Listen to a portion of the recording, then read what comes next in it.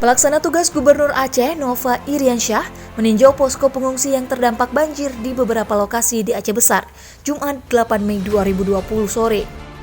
Nova meminta masyarakat untuk bersabar. Pemerintah bakal memenuhi kebutuhan, khususnya sembako di masa panik. Sekarang pastikan kita selamat dan semuanya sehat dulu. Apa-apa kebutuhan disampaikan, insya Allah akan kita antar segera, kata Nova saat mengunjungi warga Garut yang mengungsi di SD Negeri Garut, Aceh Besar.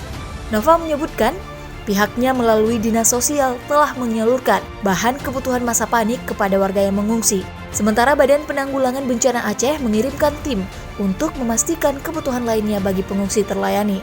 Kepada Kepala Dinas Sosial Aceh, Al-Hudri, Nova meminta untuk segera mendata masyarakat yang terdampak banjir dan berapa keluarga yang harus mengungsi akibat banjir.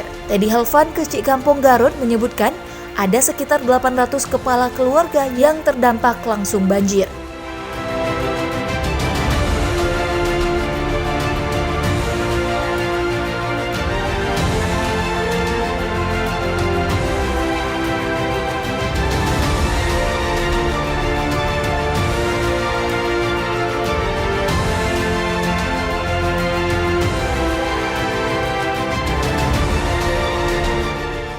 Usai dari Garut, Nova kemudian mengunjungi kompleks sekolah Darut Tahfidz Al-Ikhlas di Villa Citra Buana Gardenia, Aceh Besar. Ratusan masyarakat komplek di Gampong Lampasi Engking, Darul Imarah tersebut mengungsi di kompleks sekolah.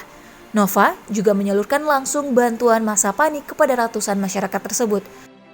Bersama Nova, ikut juga Kepala Biro Humas dan Protokol Setda Aceh Muhammad Iswanto, Kepala Dinas Sosial Aceh Al-Hudri, Kepala Pengairan Aceh Mawardi, Kalak BPBA Sunarwandi, dan Dandim 0101BS Hasandi Lubis.